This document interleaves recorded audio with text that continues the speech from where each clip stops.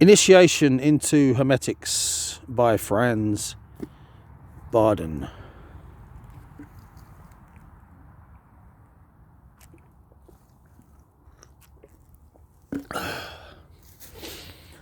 Where were we?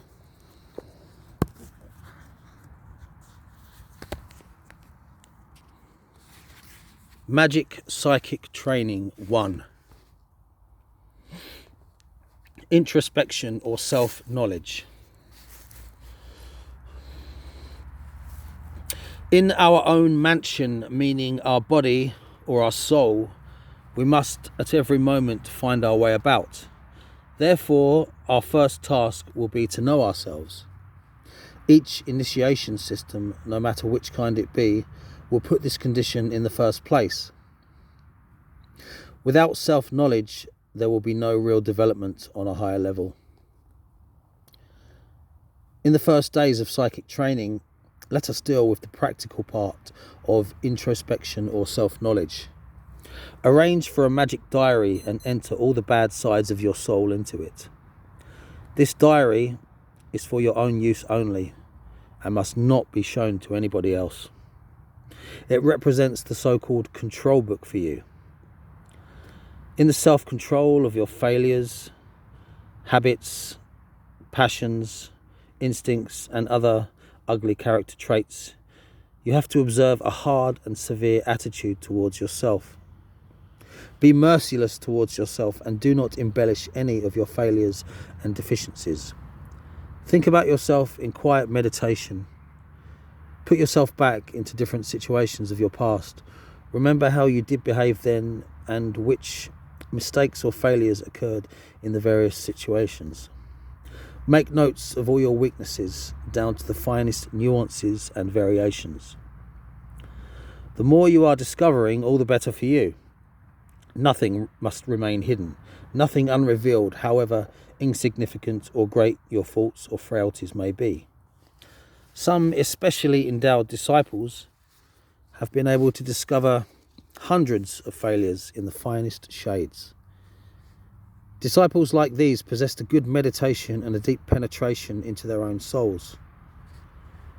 Wash your soul perfectly clean. Sweep all the dust out of it. This self-analysis is one of the most important magical preliminaries. Many of the occult systems have neglected it, and that is why they did not achieve good results. This psychic preliminary work is indispensable to obtain the magic equilibrium, and without it, there is no regular progress of the development to be thought of. You therefore ought to vow some minutes' time to self-criticism in the morning and at night. If you have got the chance of some free moments during the day, avail yourself of them and do some intensive thinking.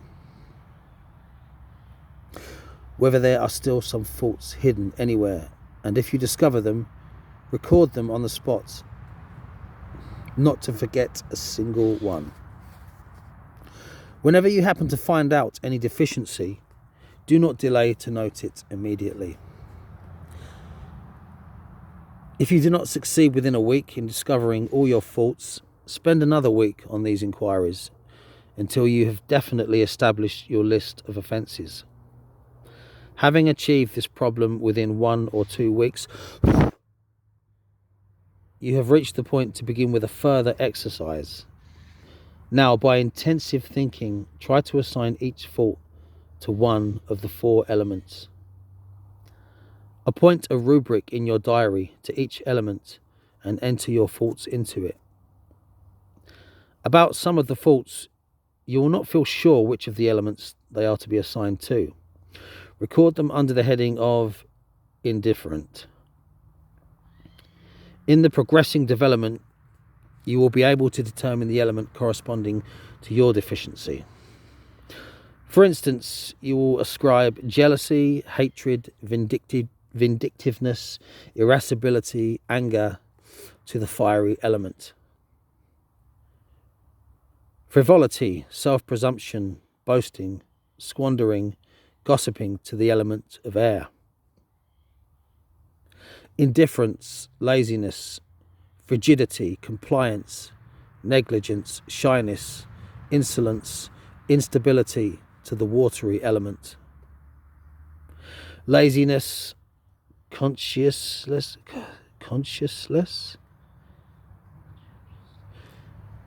Would that be the opposite of conscientiousness? Melancholy, irregularity, anomaly, and dullness to the element of earth.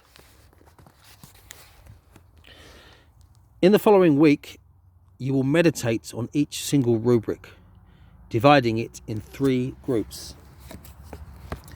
In the first group, you will enter the biggest failures, especially those which influence you strongest or happen at the slightest opportunity. The second group will embrace faults occurring less frequently and in a slighter degree.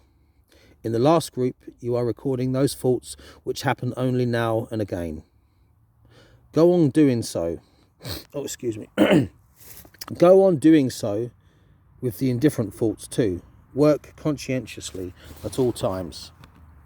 It is worthwhile.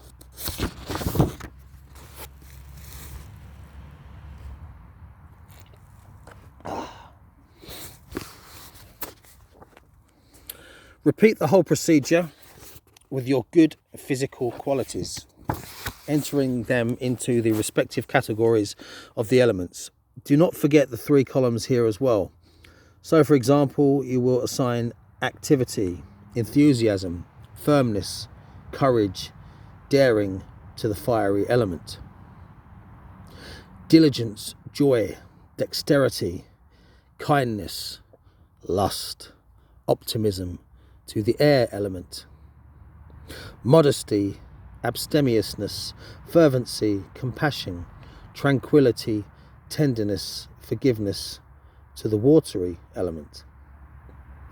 Respect, endurance, conscientiousness, thoroughness, sobriety, punctuality, responsibility to the earthy element.